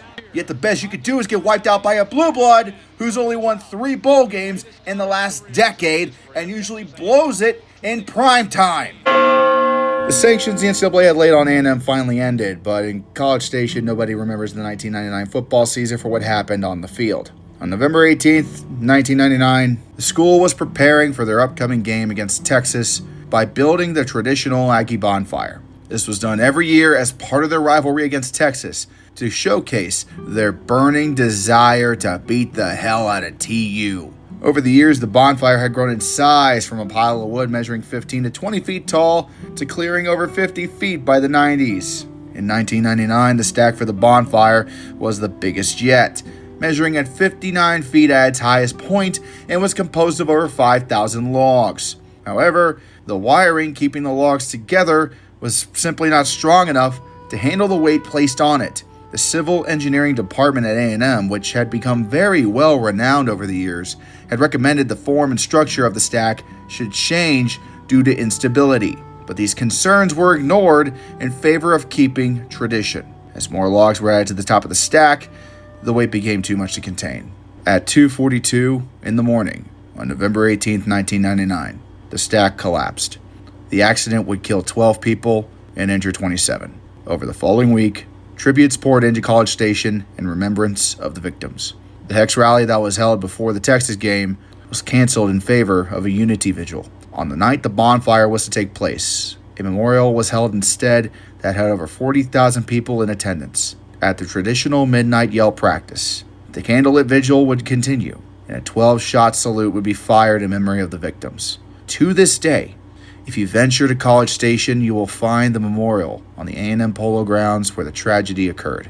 And if you ever visit on that day in November and go there at 2:42 in the morning, you will find thousands of Aggies standing silently in candlelight, never forgetting those who lost their lives. Even their most hated rival would come calling, as Longhorns coach Mack Brown was one of the first to get in touch with Coach Slocum to offer any support he could. Famously, the Texas Marching Band would pay tribute on game day as well, playing Amazing Grace and taps in memory of the victims. This was the only time the Aggies would stand up during halftime while the band played.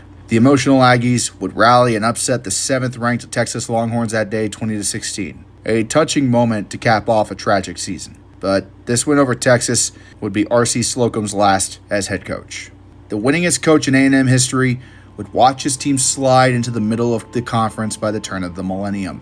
Damage done to recruiting due to the fall of the Southwest Conference and the NCAA sanctions finally took its toll. While there were some highlights, like an overtime loss in the 2000 Independence Bowl against Mississippi State, a highlight mainly because it was snowing like hell in Shreveport, Louisiana of all places, and a win in the GalleryFurniture.com Bowl over former Southwest Conference foe TCU, they would finish 2002 6-6 and miss bowl season. It was a culmination of the decline for the Aggies. It was a season of close defeats in conference play that ended with a 50-20 beatdown by Texas. This is where the boosters began to rear their rich-ass heads once more. The fans loved Slocum because he was the most successful coach in program history, but the boosters now believed that time had passed him by. There was a strong desire for the school to go after a young and modern coach that can bring in some firepower back to the Texas A&M offense, rather than just rely on the wrecking crew defense that Slocum had made A&M famous for. The lessons taught in the 1970s had been long forgotten by the boosters at this point. A&M, under the presidency of ex-CIA Director Robert Gates, offered Slocum a special advisory role, and Slocum accepted, ending his Hall of Fame coaching tenure with 123 wins and 5 conference championships. At least Slocum remains involved with A&M to this day. The boosters, the same ones that were ultimately why A&M got into hot water in the 80s and the 90s, once again got what they wanted. Now they could get the coach they demanded, a name that to this day will trigger Aggies the nation over. Dennis Franchione. After coaching the Alabama Crimson Tide to some success after their own spat of NCAA sanctions, he would bring almost his entire staff over to try to do the same with A&M. He also left because Alabama was banned from bowl games by the NCAA and was acting like the equivalent of a 40-year-old frat bro trying to relive the glory years he barely remembers. The expectations were already high, and they were set even higher when Dennis got his contract. $1.7 million over 8 years. 8 fucking years. They really thought this guy was going to be the ticket to the future. They found out just how wrong they were by November as Texas A&M got annihilated by Oklahoma 77-0. The worst defeat in program history. And the Sooners weren't even trying to run up the score. It symbolized what most felt was rock bottom for the program after going 4-8. It's the first losing record since 1982 for the Aggies. At least it can't get worse, right? You lost the Battle of the Brazos for the first time in 13 years. The good news is you still made the Cotton Bowl after losing the last 4 or 5 to finish 7-5. Yeah, that's how far down the prestige of the Cotton Bowl had fallen by this point. Enjoy being volunteered as tribute to fucking Tardaria via a 31-point loss. I'm sure the boosters are regretting that 8-year contract by now and are foaming at the mouth. Wait a minute, what the fuck? Franchione donated $1 million of his fat contract to Texas A&M to build a new indoor practice facility. I guess the boosters were out of cash for the time being. Even better, you ranked 17th in the preseason poll. We all know how accurate those are, right? This time they'll give it inside to Stevie Hicks, and he will get another touchdown. Jesus fucking Christ. Tech, I can kind of understand, but the Cyclones? Enjoy finishing the season under 500 while sobbing into your pillow as Texas wins it all with Vince Young. Get it together now. Okay, you're finally getting your shit together after fiddle fucking around for 4 years. You are 8-1 going into a major game against 18th ranked Oklahoma. There are 85,000 red asses in the stands ready to yell for you. Time to prove you belong back on the national stage. Okay, you're down by a touchdown midway through the 4th and it's 4th and goal. You need a touchdown to tie it. Yeah, kick the field goal. Okay, that's fine. You would get the ball back quickly enough and strike deep into OU territory. It's 4th and short now, and you're down by 4. So you should probably go for it. You kicked another field goal? Why aren't you going for the jugular, Dennis? The fans are furious. And OU runs out the damn clock. 1 week later. Play where Zach Taylor threw a very low percentage ball on 3rd down. Would have forced a 4th and long. Nebraska can't afford to run the ball here. They're going to have to keep the ball in the air without timeouts. Again to the end zone and purified. Touchdown, Cornhuskers! Well, that's it. I give up. Enjoy losing the varsity for the 7th straight season. It's been critical. He's going to do it again. And he's got a first down and a touchdown. Texas A&M. Devin Sneed steps up, throws, and it's intercepted. And that's the ball game. Texas A&M's got it back again. You actually upset number 10 Texas? This 9-3 season is a major success. Well fucking done to everyone involved. Ignore the fact that you were mauled by the Golden Bears while jacking in San Diego again. The happiness of beating varsity will keep us warm throughout the winter. Jagged, jagged, jagged, jack. Spanking it, spanking it, smacking it, smack. Jagged it, jagged it, jagged it, jack. Jagged it, spanking it, spanking it. You got smoked by Miami. Not even talking about the U at this point. I'm talking about 7th floor crew Miami. The mediocre, unranked Miami. You know how that shit goes. If your hoe only knows that she was getting fucked on the 7th floor. Yeah, yeah.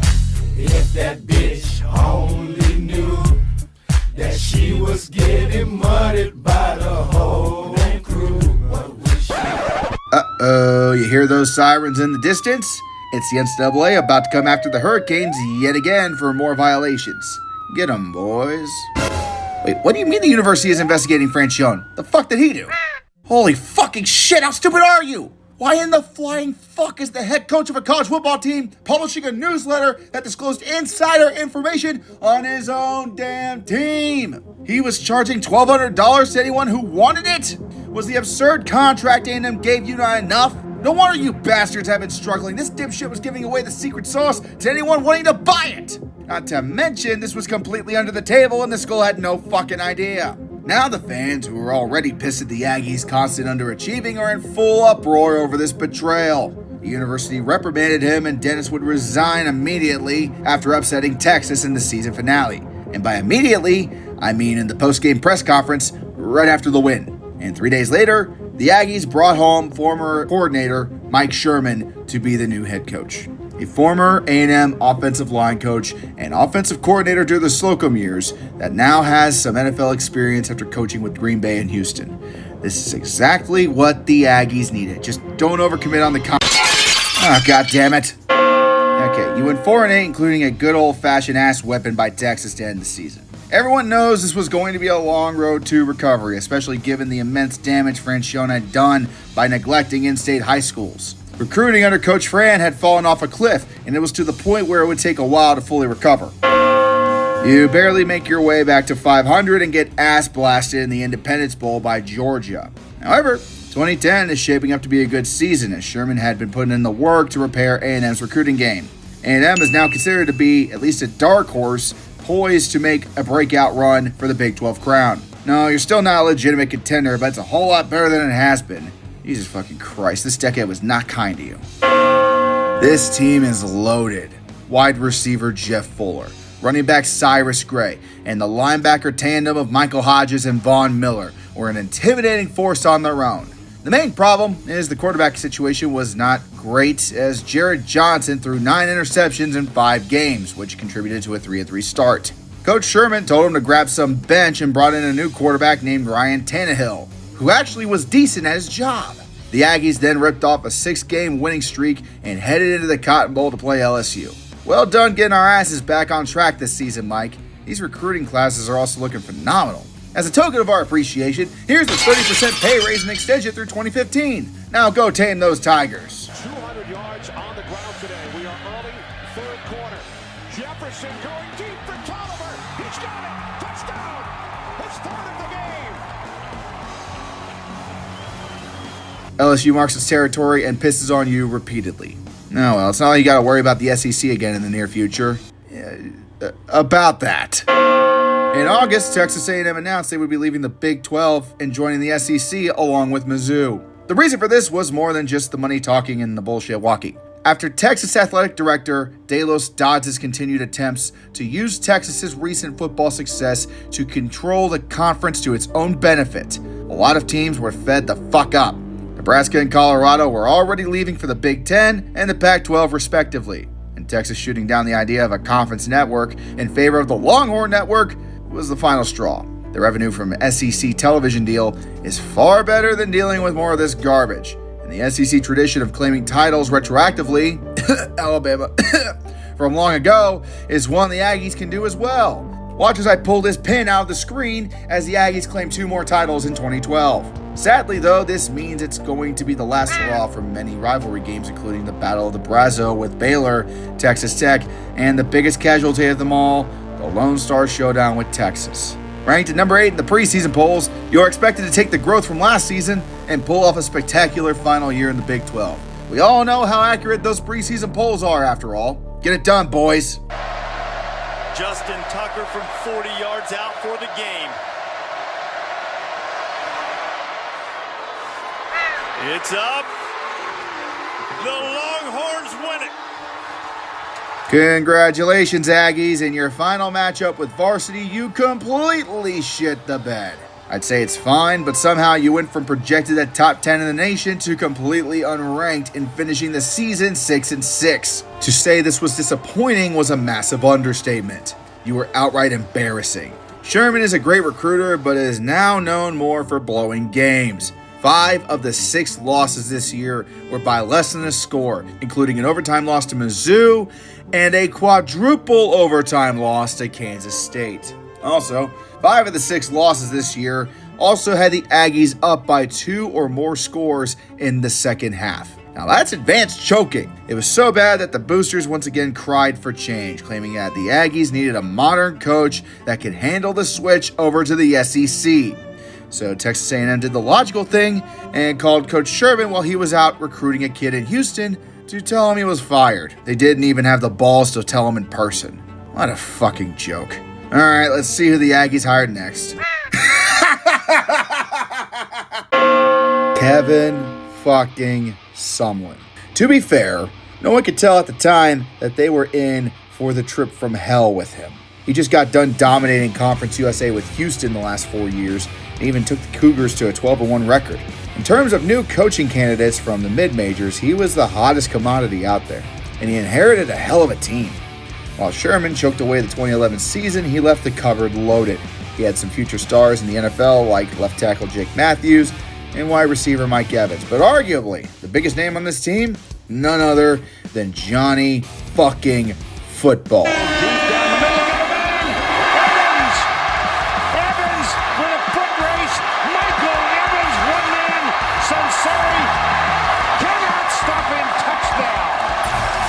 Texas A&M rolled through their schedule, finishing the season 10-2. The only losses being the road opener against Florida and at home against number 6 LSU, both decided by 1 score. But you know who they did beat? Number 1 Alabama on the road in Tuscaloosa. A game that proved A&M couldn't easily be cast aside as the new kid in town. While this was not enough to get them a conference championship, it got them something maybe sweeter. A Cotton Bowl trophy after beating the shit out of former Big 12 foe Oklahoma, as well as Johnny fucking Heisman. The first freshman to ever win college football's highest honor. What's even more insane about Manziel's rise is that he wasn't even playing at 100% most games. He would party all night Friday, show up Saturday hungover as fuck, rip off 4 touchdowns on his opponents, and go party all night again after the game. He was the frat bro to end all frat bros, the drunkest starter in college football. While some quarterbacks had ice in their veins, Manziel's veins were filled with Jack Daniels and beer. He barely even studied his goddamn playbook and still did all this. He could have been, without a doubt, the greatest college football player to have ever lived. Notice how I say could have. Okay, look, I could keep yakking on about this time period, but frankly, I need to give my voice a break a moment, so who better to step in and talk about this shit than an actual Aggie alum that experienced this shit firsthand? Take it from here, Bull. Howdy, my name's Bull Muscle, Fighting Texas Aggie class of 2017. I'd say I got a little story for you, Ags, but Red's already been covering the rest of the history. Oh, I remember the mania about Johnny fucking Football when I stepped onto that campus that hot August day in 2013. Now, Red's right about one thing. He could have been the GOAT, but he wasn't. And that's because, as you can guess, the lifestyle he lived was not sustainable. He began to draw bad media attention from getting kicked out of frat parties, bitching on Twitter about parking tickets, and to culminate it all, he began getting heat from the NCAA for selling autographs. And between you and me, those were just the stories the press could verify. Manziel threw more touchdowns and had more passing yards in 2013, but he also threw more picks, and his rushing production fell as SEC defenses learned to adjust to his style. There was hope he could be the first player to repeat his Heisman since Archie Griffin, but he could only manage to finish 5th in the voting. Still really good, but as for the rest of A&M, well, they went from 11-2 to 9-4. And despite this, the Aggie boosters had been listening to the rumor mill whispers of Kevin Sumlin leaving for the NFL. And as a result, they forced the 80's hand to extend him. Alright, fair enough, Sumlin was getting paid already pretty well at about $2 million a year, but if it's to keep him around, why not extend him to 6 more years and $30 million? Okay, so you learned nothing from Dennis and Mike, huh?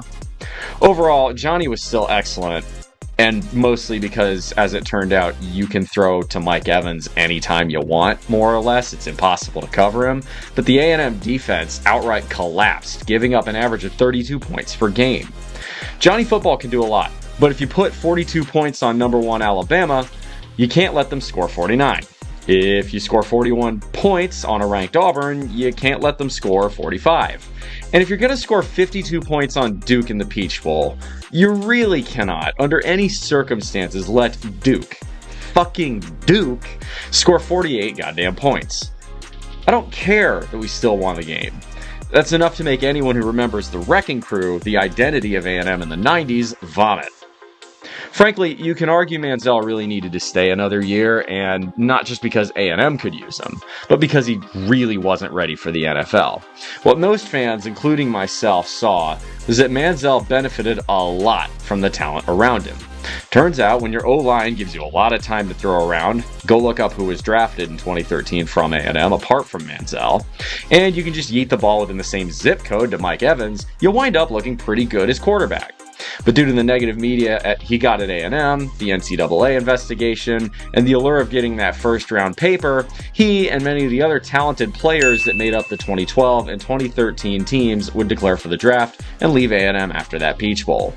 Kevin Sumlin now had to do something he didn't have to do when he came in: build an actual fucking team. And to his credit, while Sumlin did turn out to be more like Mike Sherman when it came to recruiting, he was a lot closer to Dennis Franchione when it came to managing the talent he actually brought in. Oh boy. The flameout of Kenny Trill came quick after crushing an overhyped South Carolina. Despite a hot start at 5-0, 3 straight losses including a 59-0 ass blasting by Alabama drained all the hype surrounding the program after Johnny left. Hill subsequently got suspended for breaking team rules and left the program by the end of the season. But on the bright side, freshman Kyle Allen showed tremendous upside, upsetting number 3 Auburn on the road. Take this Liberty Bowl trophy over the Mountaineers for your troubles. 8-5 is a step back, but it's not awful either. Let's hope it doesn't become a trend. Foreshadowing is a literary device in which he... talent mismanagement. Thy name is Kevin Sumlin. Well, Kyle Allen showed promise last year, and 5-star recruit Kyler Murray might be the next Johnny Football. Oh, what's this? Some local kid named Jalen Hurts wants to come to A&M?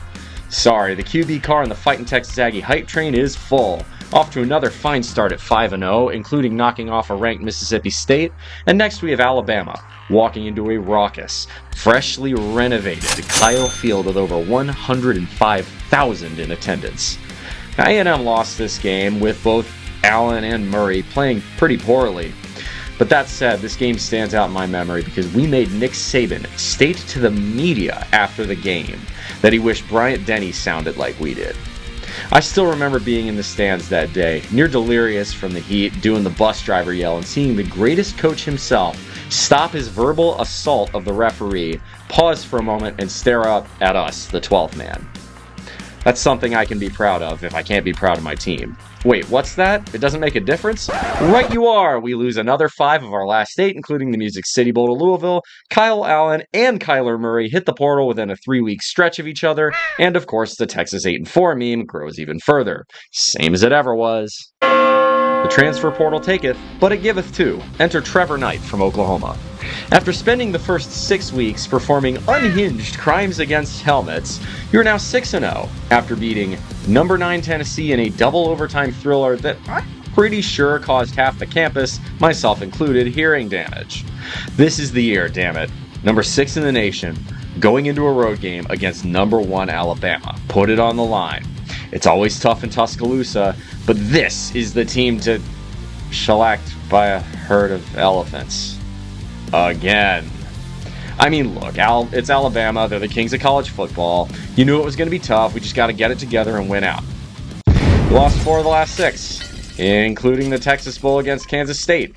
And the Texas 8-4 meme grows a little more. Same as it ever was. I graduated in May of 2017 and therefore don't have to cover that game.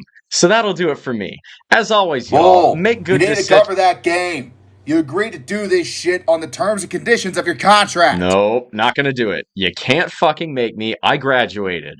I will not cover the peak Aggie roller coaster meme game.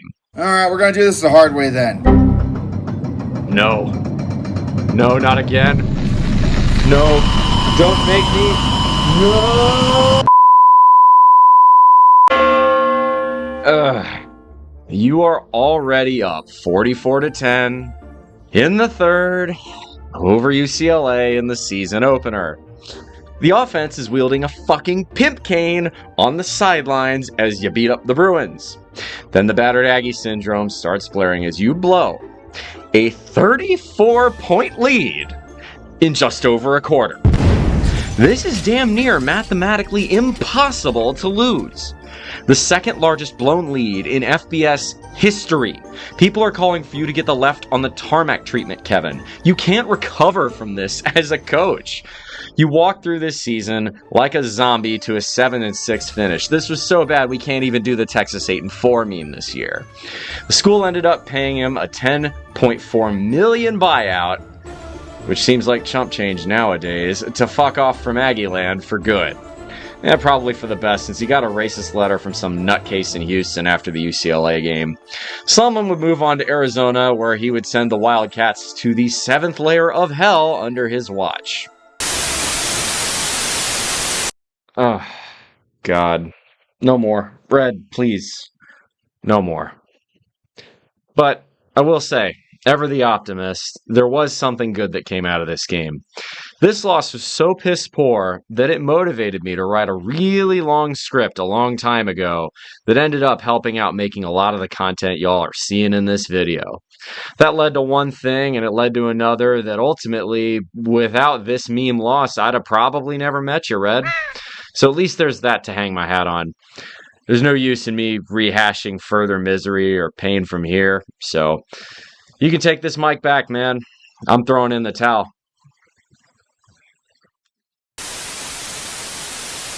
So, who's the lucky bastard now, A&M? Have you learned anything at all from the past 3 coaching hires? Wait a minute, Jimbo Fisher? You're so full of shit. Why the hell would he leave Florida State to come here?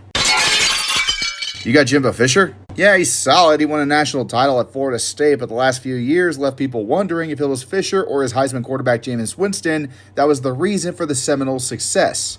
Yeah, Florida State went 7-6 and won the Independence Bowl last year, but they were also close to receiving an automatic postseason ban by the NCAA because their players were dumb as rocks. Rather than right the ship and get the Seminoles back on track, he would resign in December and take the head coaching position at Texas A&M. Now, A&M, we've seen what happens before when you get a head coach that you are so high on they should have tested you for drugs. However, I'm sure after having to buy out Kevin Sumlin's ridiculous contract that you have finally learned to not go full Jackie Sherrill on a new coach. So, what did you give him?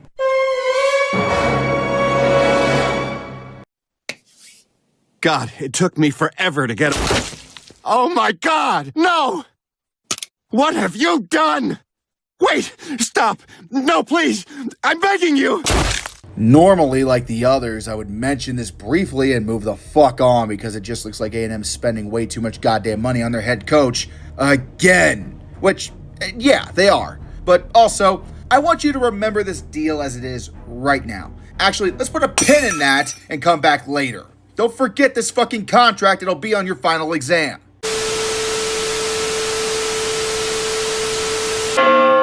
I mean, when you have a schedule that involves playing number 2 Clemson and number 1 Alabama in September, you knew it was going to be tough. But the Aggies would recover. A solid recovery, especially when you remember the season finale against LSU was a 7-overtime, 74-72 thriller. If you're wondering why they changed their overtime rules a few years ago, this is the game that did it. And with the silliest game in college football history in the books, the Texas 8-4 memes would grow stronger still. Same as it ever was. In the meantime, A&M finished the season firing NC State out of a cannon in the Gator Bowl. Honestly, it was a solid start for Jimbo Fisher.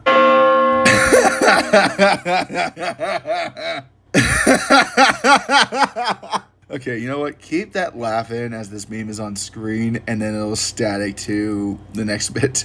I fucking can't. Holy shit. Why the fuck did I make this again? Alright, SEC, which one of you sadists scheduled this? Watching A&M get wrecked by the big boys like this looked intentional. That said, the first 2 years under Jimbo could have been worse. I feel like something might be on the horizon for you bastards in 2020. I just got a hunch. Welcome back to COVID season, a time when we all stayed home and did nothing for 6 months except watch TikTok and learn how to make bread. The pandemic caused the Pac-12 and the Big Ten to postpone their seasons, while everyone else played a shorter conference-only schedule. Out of all the conferences in FBS, the SEC scheduled the most games with a whopping 10. This is partially thanks to geography, and also state governments of the teams playing chicken with the fucking pandemic. Texas A&M, led by senior quarterback Kellen Mond, would play 9 of their scheduled games and would go, 8-1? Holy shit, for the pandemic season, that's pretty good. The only loss of the season came against, of course, number 1 Alabama, but the rest of the way they dominated. At number 5 in the nation, they were a hot favorite to make the college football playoff for most of the year. The problem is that Alabama was in their division and would go to the SEC championship game over A&M thanks to their victory. They would end up winning the damn thing too. In order for A&M to make the college football playoffs in the final week, they would have needed 8-1 Clemson to lose the ACC championship game against Notre Dame. Yeah, you remember that? Or Ohio State to shit the bed against Northwestern in the Big Ten championship game.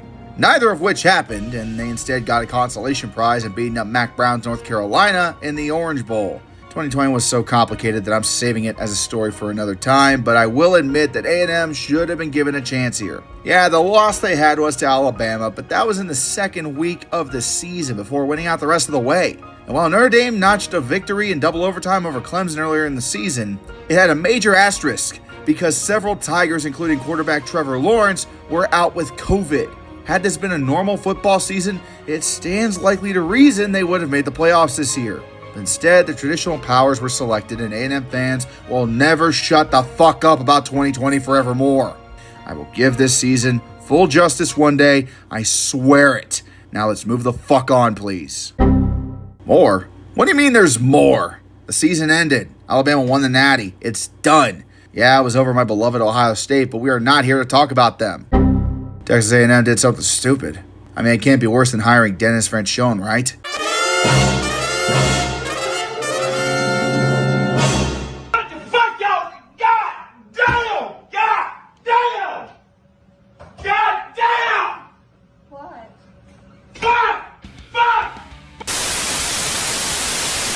I cannot understand this logic. Actually, there's no logic here. You're paying Jimbo Fisher Nick fucking Saban money with not even an SEC division championship to your name. Why in the hell did you pay him this much? Where the fuck was he gonna go? Scott Woodward. What does he have to do with... I fucking see now. The thought of Jimbo in purple and yellow scared you into forgetting 2013, and you sent a fleet of Brinks trucks to his fucking mansion. Yeah, you went 9-1 and won the Orange Bowl, but you are horrifically overreacting. Please tell me it's not fully guaranteed. Well, now you've done it. You've backed yourself into a financial corner, A&M.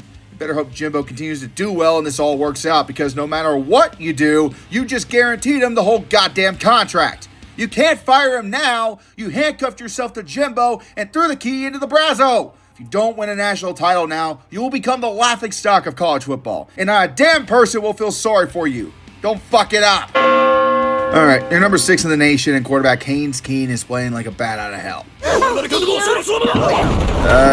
Okay. Don't panic. Don't panic. We have depth at this position. Zach Calzada will lead us to glory. Gonna go deep to the end zone. He's got a man. Touchdown, Anaya Smith. 8 yards away for an Aggie upset win. And it's good. He got it. Congrats, Jimbo. You're the first of Saban's assistants to beat him. Carry this momentum on and win big with your newfound backup star. See if Johnson has time. Here comes the pressure. Lets it go. It is caught. Jermaine Jenkins. Again?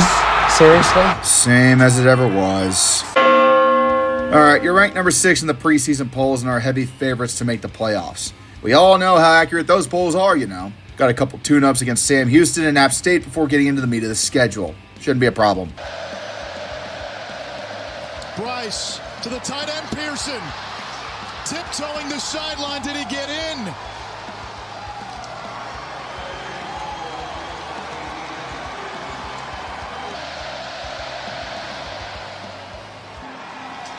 The field goal is good.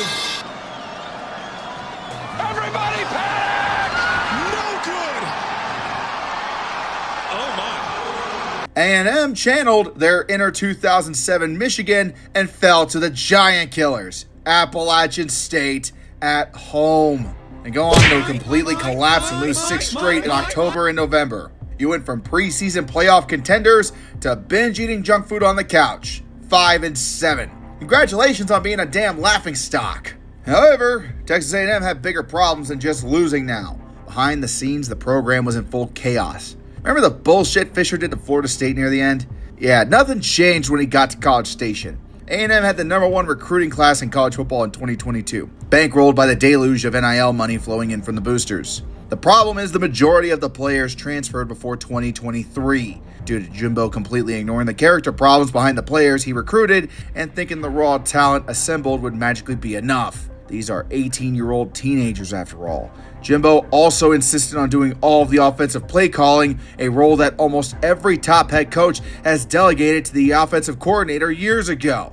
As a result, A&M's offense was plagued with delay of game penalties and clock management problems all season. Jimbo calls himself an offensive guru, but in reality he would go through an offensive coordinator each season. Which poor bastard would he scapegoat to avoid the 800-pound gorilla in the room this season?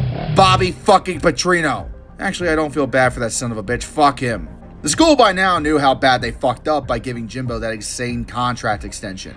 The boosters were raising hell again, demanding changes, but there was nothing they could do. Jimbo's contract was fully guaranteed, and if they fire him now, they would have to pay a buyout of over $80 million. A&M's boosters are notoriously wealthy, but even that was too big of an ask to make. The only hope the school had at this point is that Jimbo gets his shit together next season and proves he is worth the very large investment. You gave up 48 points to an unranked, mediocre Miami by collapsing in the fourth quarter. Okay, maybe we missed the playoffs, but we can still compete for the SEC, right? All right, you're up 17-10 at the half against Alabama after losing your starting quarterback for the season. Now, maintain this lead, and we will have a huge win at home. Backfield empties. Milrow on a crossing route to Burton. Jermaine Burton, touchdown, Alabama. You collapsed again. Well, there goes the SEC. Maybe we can win out and hope Alabama fumbles the Iron Bowl or something. Okay, now you're up 10-7 on the road against number 19 Tennessee. Now, keep it cool and build your lead. He did. Yes, he did. From the 39.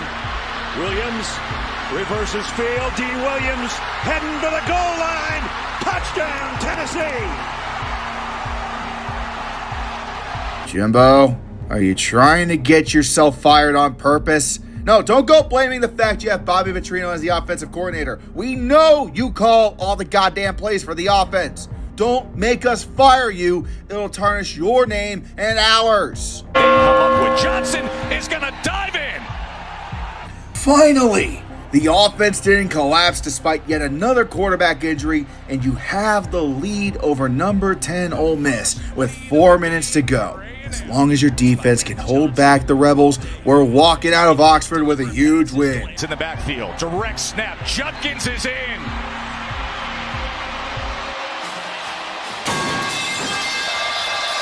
To tie it.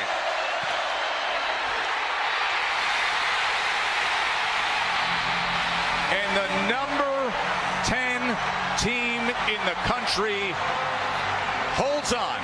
Okay, 1 second. I'll be right back. Hey, guys. Guys, look, we gotta fire him. We literally got no choice. No, I'm not paying for this shit.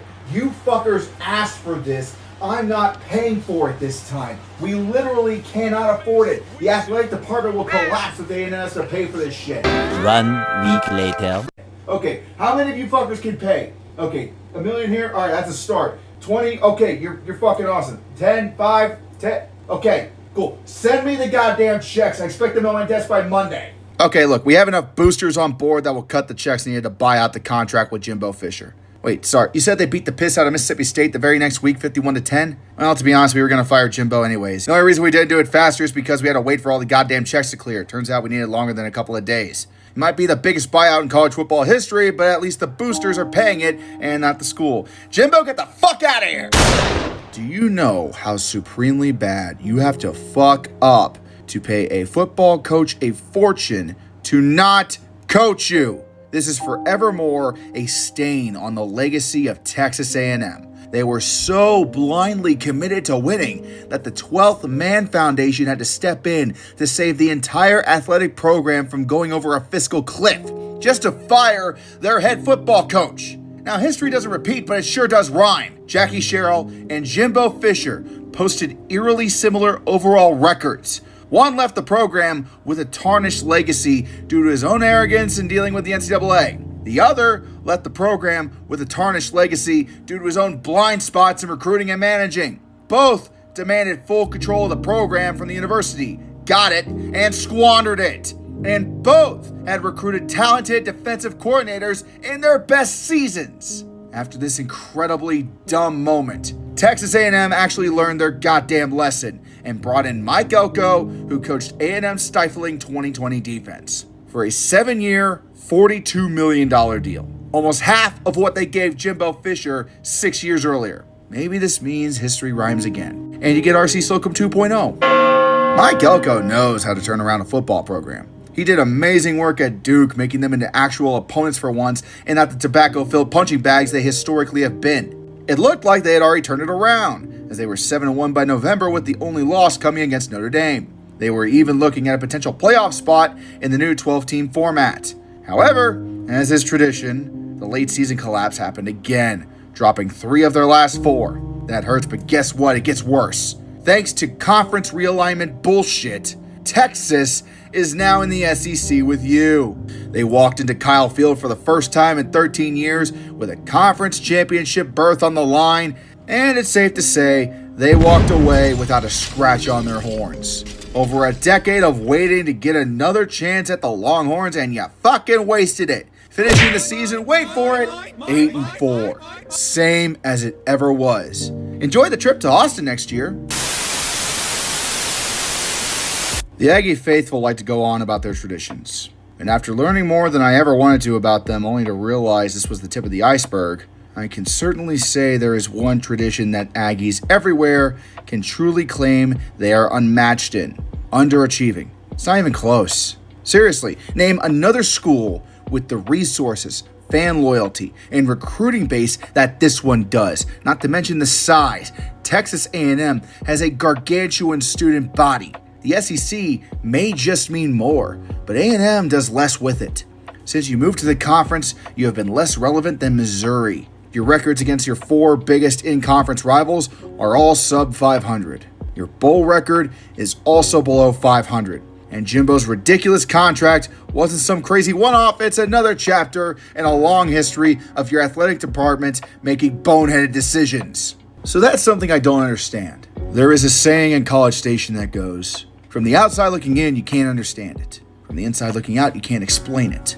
Maybe there is something to that. Maybe it's a twisted version of Stockholm Syndrome, because this football team does not deserve the level of support it gets. From my perspective, as an Ohio State fan, a fan of a blue blood team of the sport, where a 9-3 season is borderline unacceptable, I don't understand how you put up with seeing your passion for your team, a passion so strong that you stand in the Texas sun all damn game long and have a medical ward under the 3rd deck of Kyle Field for people who get heat exhaustion.